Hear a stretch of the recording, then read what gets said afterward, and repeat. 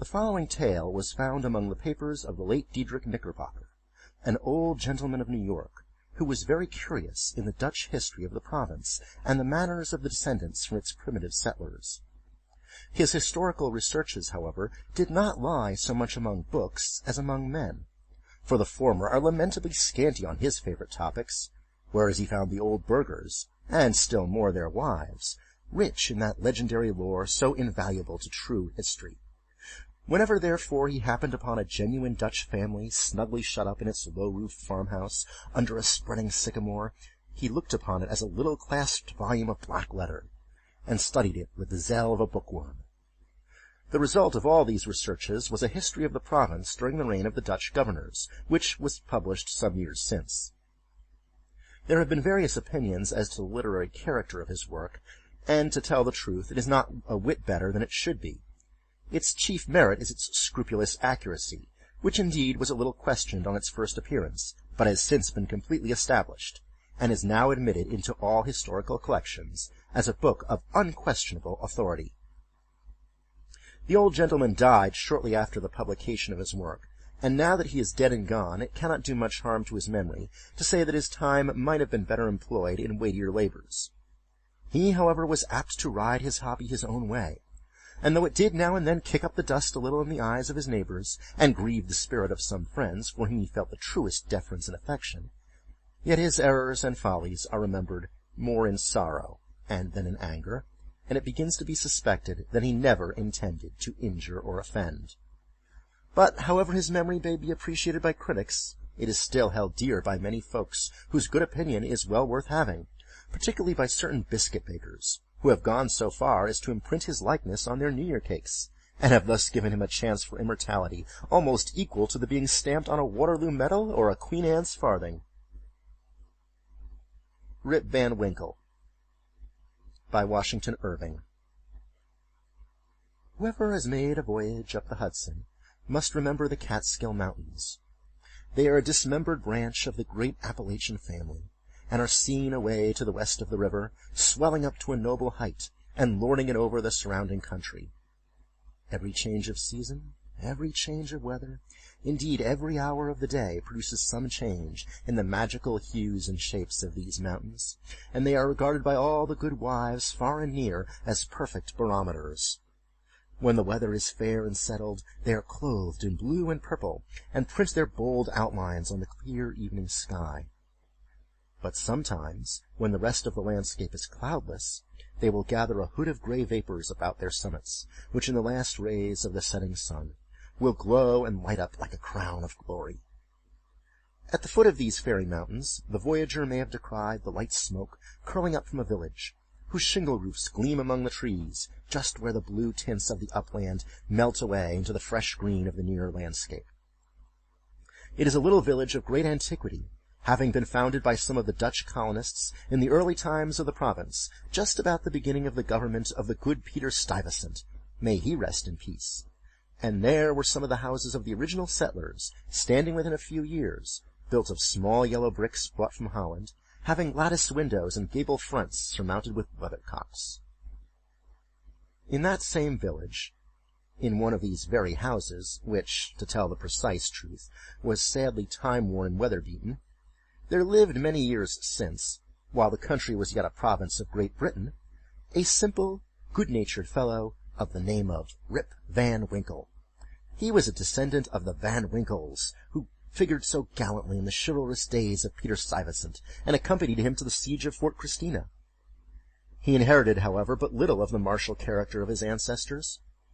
I have observed that he was a simple, good-natured man. He was, moreover, a kind neighbor, and an obedient, hen-pecked husband. Indeed, to the latter circumstance might be owing that meekness of spirit which gained him such universal popularity. For those men are most apt to be obsequious and conciliating abroad, who are under the discipline of shrews at home.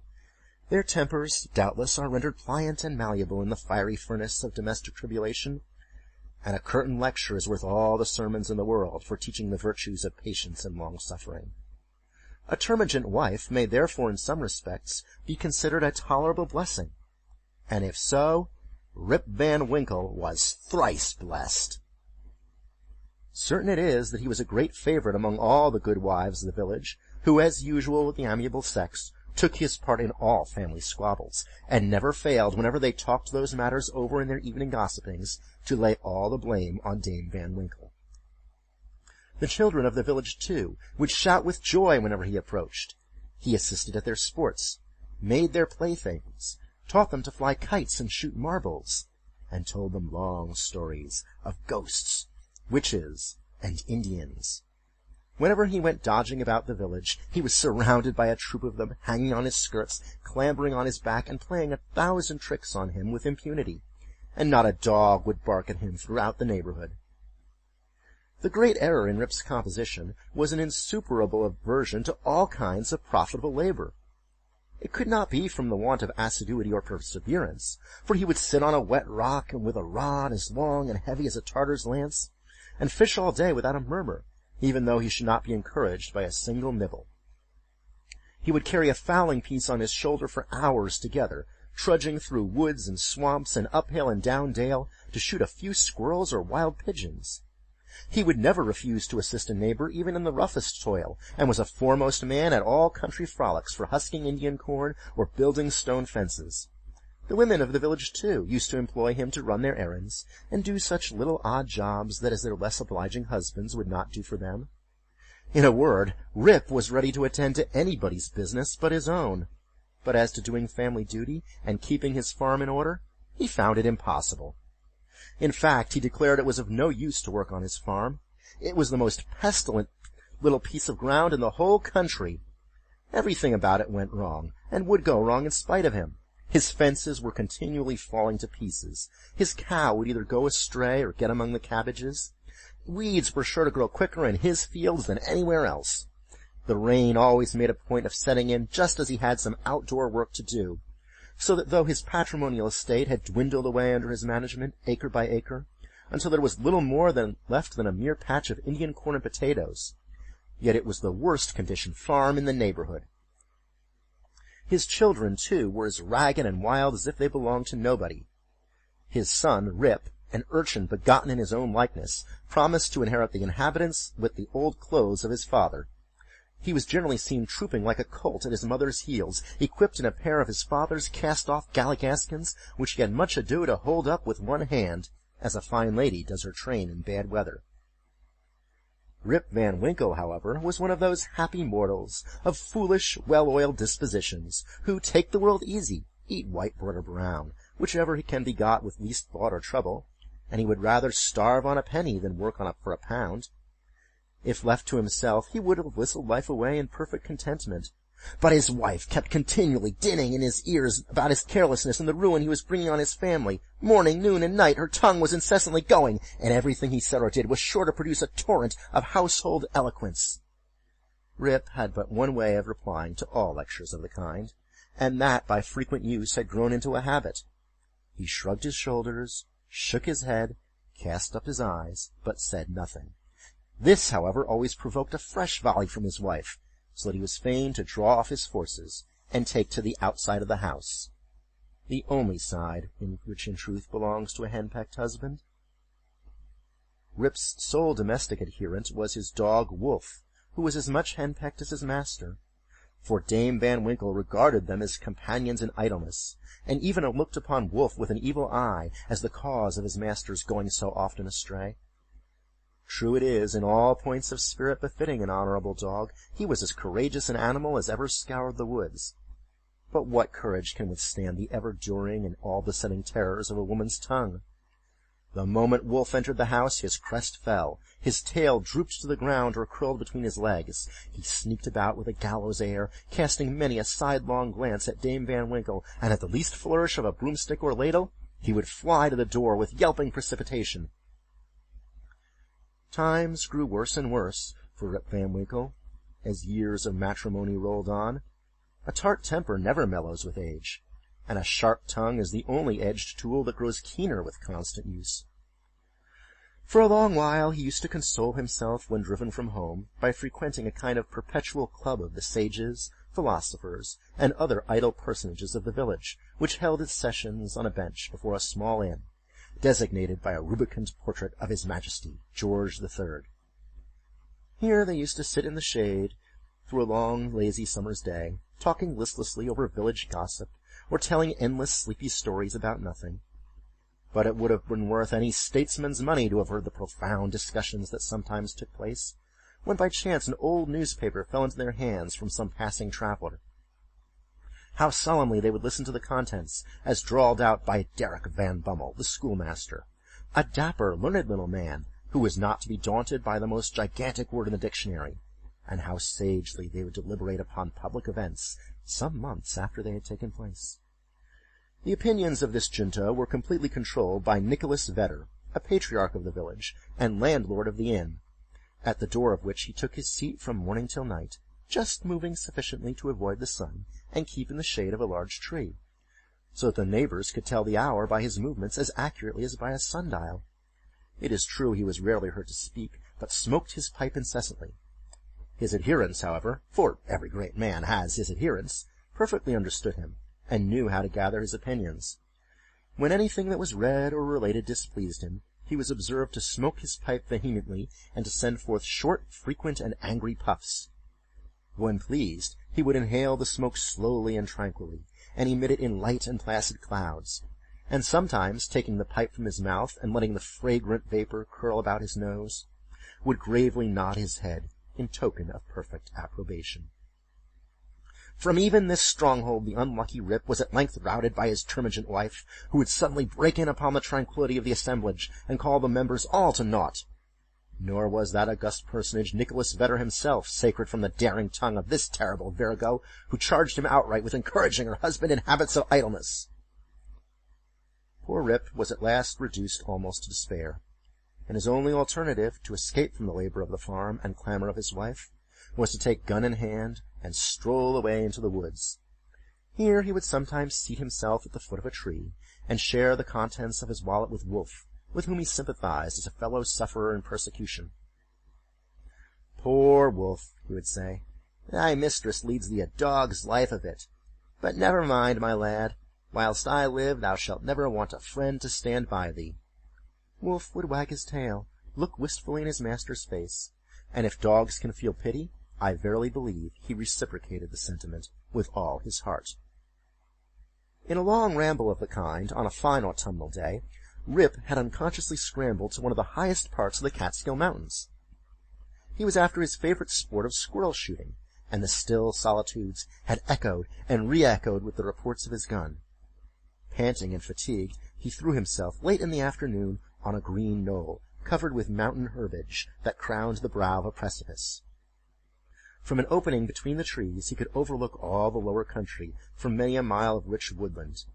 He saw at a distance the lordly Hudson, far, far below him, moving on its silent but majestic course with the reflection of a purple cloud or the sail of a lagging bark, here and there sleeping on its glassy bosom, and at last losing itself in the blue highlands. On the other side he looked down into a deep mountain glen, wild, lonely, and shagged, the bottom filled with fragments from the impending cliffs, and scarcely lighted by the reflected rays of the setting sun.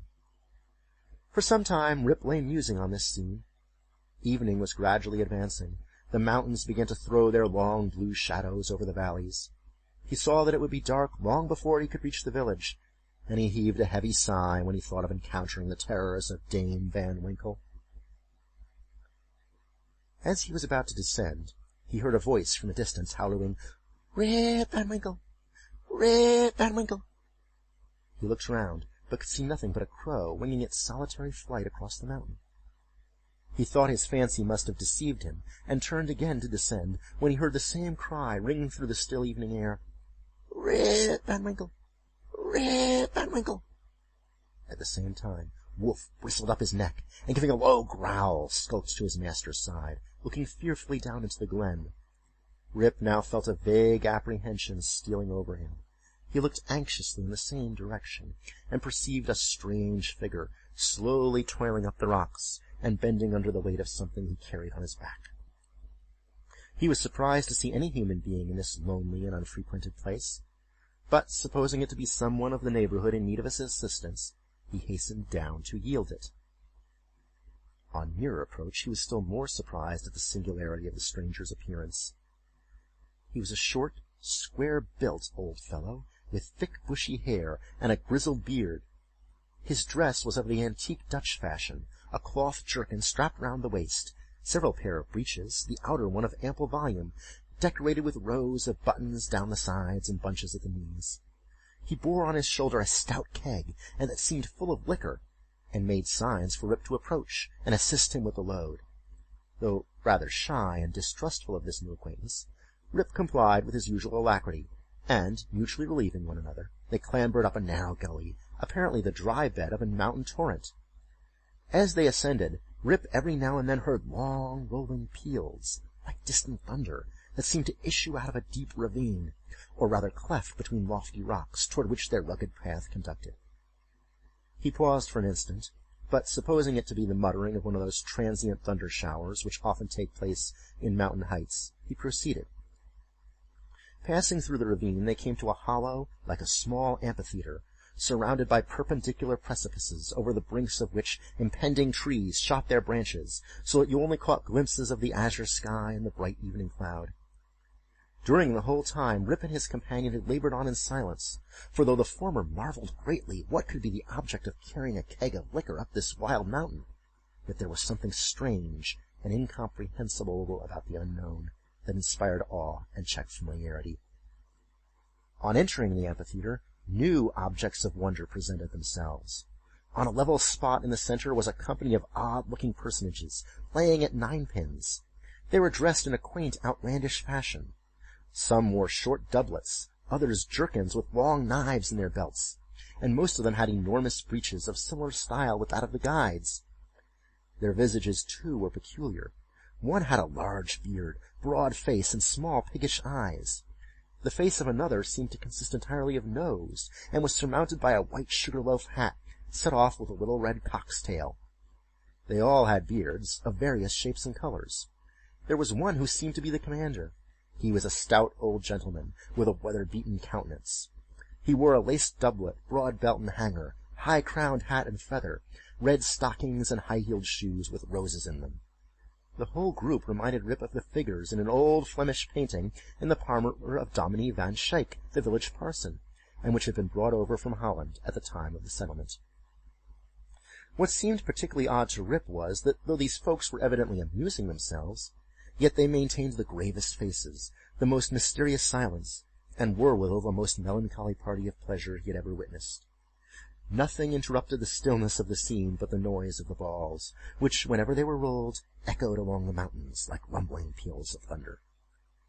As Rip and his companion approached them, they suddenly desisted from their play, and stared at him with such fixed statue-like gaze, and such strange, uncouth, lack-lustre countenances, that his heart turned within him, and his knees smote together. His companion now emptied the contents of the keg into large flagons, and made signs to him to wait upon the company. He obeyed with fear and trembling. They quaffed the liquor in profound silence, and then returned to their game. By degrees, Rip's awe and apprehension subsided. He even ventured, when no eye was fixed upon him, to taste the beverage, which he found had much of the flavor of excellent Hollands. He was naturally a thirsty soul, and was soon tempted to repeat the draught. One taste provoked another, and he reiterated his visits to the flagon so often that at length his senses were overpowered. His eyes swam in his head gradually declined, and he fell into a deep sleep. On waking, he found himself on the green knoll whence he had first seen the men of the glen. He rubbed his eyes. It was a bright, sunny morning. The birds were hopping and twittering among the bushes, and the eagle was wheeling aloft and breasting the pure mountain breeze. "Surely," thought Rip, "I have not slept here all night." He recalled the occurrences before he fell asleep. The strange man with a keg of liquor, the mountain ravine, the wild retreat among the rocks, the woe-begone party at ninepins, the flagon— "Oh, that flagon! That wicked flagon!" thought Rip. "What excuse shall I make to Dame Van Winkle?" He looked round for his gun, but in place of the clean, well-oiled fowling-piece, he found an old firelock lying by him, the barrel encrusted with rust, the lock falling off, and the stock worm-eaten. He now suspected that the grave roisterers of the mountain had put a trick upon him, and having dosed him with liquor, had robbed him of his gun. Wolf, too, had disappeared, but he might have strayed away after a squirrel or partridge. He whistled after him, and shouted his name, but all in vain. The echoes repeated his whistle and shout, but no dog was to be seen. He determined to revisit the scene of the last evening's gamble, and if he met with any of the party, to demand his dog and gun. As he rose to walk, he found himself stiff in the joints, and wanting in his usual activity. "These mountain beds do not agree with me," thought Rip, "and if this frolic should lay me up with a fit of the rheumatism, I shall have a blessed time with Dame Van Winkle." With some difficulty he got down into the glen. He found the gully up which he and his companion had ascended the preceding evening, but to his astonishment a mountain stream was now foaming down it, leaping from rock to rock, and filling the glen with babbling murmurs. He, however, made shift to scramble up its sides, working his toilsome way through thickets of birch, sassafras, and witch hazel, and sometimes tripped up or entangled by the wild grapevines that twisted their coils or tendrils from tree to tree, and spread a kind of network in his path. At length he reached to where the ravine had opened through the cliffs the amphitheater, but no traces of such opening remained. The rocks presented a high, impenetrable wall, over which the torrent came tumbling in a sheet of feathery foam, and fell into a broad, deep basin, black from the shadows of the surrounding forest. Here, then, poor Rip was brought to a stand. He again called and whistled after his dog. He was only answered by the cawing of a flock of idle crows, sporting high in air about a dry tree that overhung a sunny precipice, and who, secure in their elevation, seemed to look down and scoff at the poor man's perplexities. What was to be done? The morning was passing away, and Rip felt famished for want of his breakfast. He grieved to give up his dog and gun. He dreaded to meet his wife, but it would not do to starve among the mountains. He shook his head, shouldered the rusty firelock, and with a heart full of trouble and anxiety, turned his steps homeward. As he approached the village, he met a number of people, but none whom he knew, which somewhat surprised him, for he had thought himself acquainted with everyone in the country round. Their dress, too, was of different fashion from that to which he was accustomed. They all stared at him with equal marks of surprise, and whenever they cast their eyes upon him, invariably stroked their chins. The constant recurrence of this gesture induced Rip, involuntarily, to do the same, when to his astonishment he found his beard had grown a foot long. He had now entered the skirts of the village. A troop of strange children ran at his heels, hooting after him and pointing at his gray beard. The dogs, too, not one of which he recognized for an old acquaintance, barked at him as he passed. The very village was altered. It was larger and more populous. There were rows of houses which he had never seen before, and those which had been his familiar haunts had disappeared. Strange names were over the doors, strange faces at the windows. Everything was strange. His mind now misgave him. He began to doubt whether both he and the world around him were not bewitched. Surely this was his native village, which he had left but the day before. There stood the Catskill Mountains. There ran the Silver Hudson at a distance. There was every hill and dale, precisely as it has always been. Rip was sorely perplexed. "That flagon last night," thought he, "has addled my poor head sadly." It was with some difficulty that he found his way to his own house, which he approached with silent awe, expecting every moment to hear the shrill voice of Dame Van Winkle. He found the house gone to decay, the roof fallen in, the windows shattered, and the doors off the hinges. A half-starved dog that looked like Roof was skulking about it. Rip called him by name, but the cur snarled, showed his teeth, and passed on. This was an unkind cut indeed. "My very dog," sighed poor Rip, "has forgotten me." He entered the house, which, to tell the truth, Dame Van Winkle had always kept in neat order. It was empty, forlorn, and apparently abandoned. This desolateness overcame all his connubial fears. He called loudly for his wife and children. The lonely chambers rang for a moment with his voice, and then all again was silence. He now hurried forth and hastened to his old resort, the village inn, but it too was gone. A large rickety wooden building stood in its place, with great gaping windows, some of them broken and mended with old hats and petticoats, and over the door was painted, "The Union Hotel, by Jonathan Doolittle." Instead of the great tree that used to shelter the quiet little Dutch inn of yore, there now was reared a tall, naked pole, with something on the top that looked like a red nightcap, and from it was fluttering a flag, on which was a singular assemblage of stars and stripes. All this was strange and incomprehensible. He recognized on the sign, however, the ruby face of King George, under which he had smoked so many a peaceful pipe. But even this was singularly metamorphosed. The red coat was changed for one of blue and buff. A sword was held in the hand instead of a scepter. The head was decorated with a cocked hat, and underneath was painted in large characters, General George Washington. There was, as usual, a crowd of folk about the door, but none that Rip recollected. The very character of the people seemed changed. There was a busy, bustling, disputatious tone about it, instead of the accustomed phlegm and drowsy tranquillity. He looked in vain for the sage Nicholas Vedder, with his broad face, double chin, and fair long pipe, uttering clouds of tobacco smoke instead of idle speeches, or Van Bummel, the schoolmaster, doling forth the contents of an ancient newspaper. In place of these, a lean, bilious-looking fellow, with his pockets full of handbills, was haranguing vehemently about rights of citizens, elections, members of Congress, liberty, Bunker's Hill, heroes of '76, and other words which were a perfect Babylonish jargon to the bewildered Van Winkle.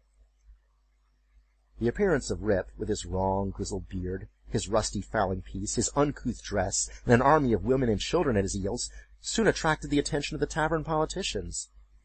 They crowded round him, eyeing him from head to foot with great curiosity. The orator bustled up to him, and drawing him partly aside, inquired on which side he voted. Rip stared in vacant stupidity. Another short but busy little fellow pulled him by the arm, and rising on tiptoe, inquired in his ear whether he was Federal or Democrat. Rip was equally at a loss to comprehend the question, when a knowing, self-important old gentleman in a sharp cocked hat made his way through the crowd, putting them to the right and left with his elbows as he passed, and planting himself before Van Winkle with one arm akimbo, the other resting on his cane, his keen eyes and sharp hat penetrating, as it were, into his very soul, demanded, in an austere tone, what brought him to the election with a gun on his shoulder and a mob at his heels, and whether he meant to breed a riot in the village. "Alas, gentlemen," cried Rip, somewhat dismayed, "I am a poor, quiet man, a native of the place, and a loyal subject of the king. God bless him!" Here a general shout burst from the bystanders. "A Tory! A Tory! A spy! A refugee! Hustle him! Away with him!" It was with great difficulty that the self-important man in the cocked hat restored order, and having assumed a tenfold austerity of brow, demanded again of the unknown culprit what he came there for, and whom he was seeking. The poor man humbly assured him that he meant no harm, but merely came there in search of some of his neighbors, who used to keep about the tavern. "Well, who are they? Name them." Rip bethought himself a moment, and inquired, "Where's Nicholas Vedder?" There was a silence for a little while, when an old man replied in a thin, piping voice, "Nicholas Vedder? Why, he's dead and gone these 18 years. There was a wooden tombstone in the churchyard that used to tell all about him, but that's rotten and gone, too." "Where's Brom Dutcher?" "Oh, he went off to the army in the beginning of the war. Some say he was killed at the storming of Stony Point. Others say he was drowned in a squall at the foot of Anthony's Nose. I don't know. He never came back again." "Where's Van Bummel, the schoolmaster?" "He went off to the wars, too, was a great militia general, and is now in Congress." Rip's heart died away at hearing of these sad changes in his home and friends, and finding himself thus alone in the world. Every answer puzzled him, too, by treating of such enormous lapses of time, and of matters which he could not understand. War? Congress? Stony Point? He had no courage to ask after any more friends, but cried out in despair, "Does anybody here know Rip Van Winkle?" "Oh, Rip Van Winkle!" exclaimed two or three. "Oh, to be sure, that's Rip Van Winkle yonder, leaning against the tree." Rip looked, and beheld a precise counterpart of himself as he went up the mountain, apparently as lazy and certainly as ragged. The poor fellow was now completely confounded. He doubted his own identity, and whether he was himself or another man. In the midst of his bewilderment, the man in the cocked hat demanded who he was, and what was his name.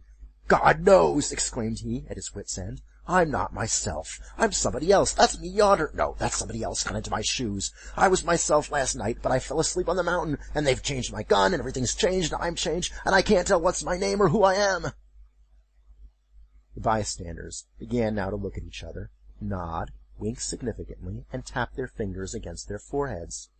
There was a whisper also about securing the gun and keeping the old fellow from doing mischief, at the very suggestion of which the self-important man in the cocked hat retired with some precipitation. At this critical moment, a fresh, comely woman pressed through the throng to get a peep at the gray-bearded man.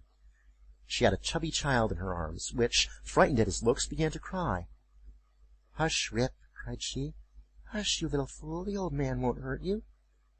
The name of the child, the air of the mother, the tone of her voice, all awakened a train of recollections in his mind. "What is your name, my good woman?" asked he. "Judith Gardenier." "And your father's name?" "Ah, poor man, Rip Van Winkle was his name, but it's 20 years since he went away from home with his gun, and never has been heard of since.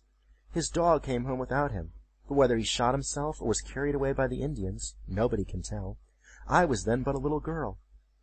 Rip had but one question more to ask, but he put it with a faltering voice. "Where's your mother?" Oh, she too had died, but a short time since. She broke a blood vessel in a fit of passion at a New England peddler. There was a drop of comfort, at least, in this intelligence. The honest man could contain himself no longer. He caught his daughter and her child in his arms. "I am your father," cried he. "Young Rip Van Winkle once, old Rip Van Winkle now.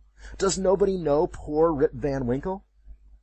All stood amazed, until an old woman, tottering out from among the crowd, put her hand to her brow, and peering under it in his face for a moment, exclaimed, "Sure enough, it is Rip Van Winkle. It is himself. Welcome home again, old neighbor. Why, where have you been these 20 long years?" Rip's story was soon told, for the whole 20 years had been to him but as one night. The neighbors stared when they heard it. Some were seen to wink at each other and put their tongues in their cheeks, and the self-important man in the cocked hat, who, when the alarm was over, had returned to the field, screwed down the corners of his mouth and shook his head, upon which there was a general shaking of the head throughout the assemblage.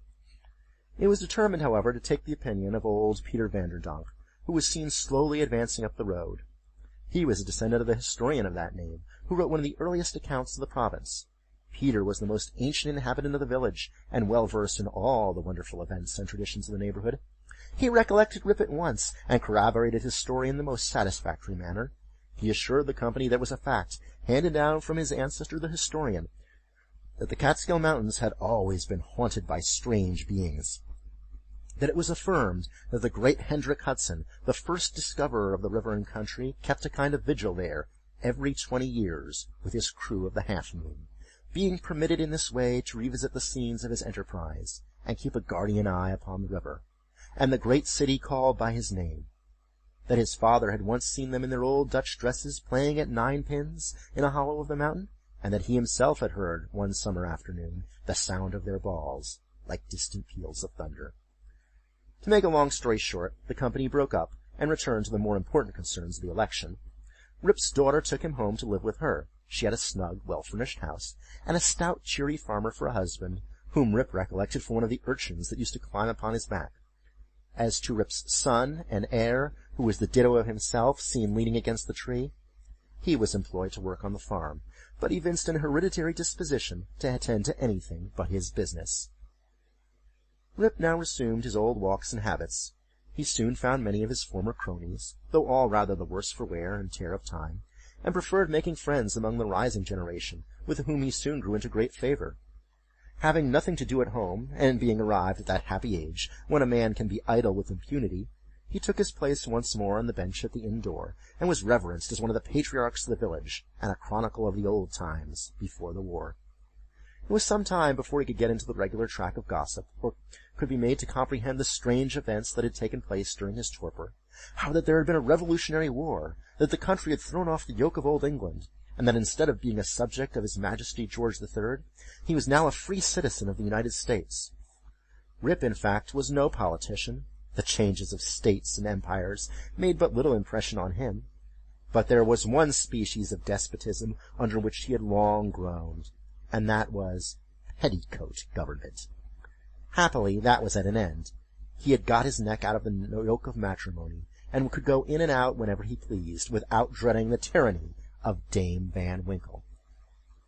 Whenever her name was mentioned, however, he shook his head, shrugged his shoulders, and cast up his eyes, which might pass either for an expression of resignation to his fate, or joy at his deliverance.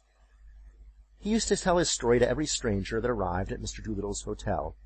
He was observed at first to vary on some points every time he told it, which was doubtless owing to his having so recently awaked. It at last settled down to precisely the tale I have related, and not a man, woman, or child in the neighborhood but knew it by heart.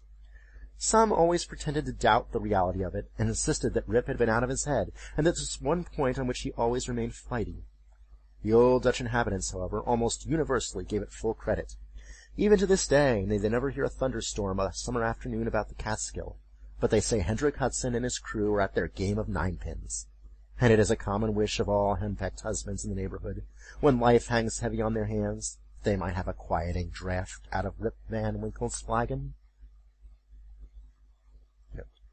The foregoing tale, one would suspect, had been suggested to Mr. Knickerbocker by a little German superstition about the Emperor Frederick der Rothbart and the Kyffhauser Mountain.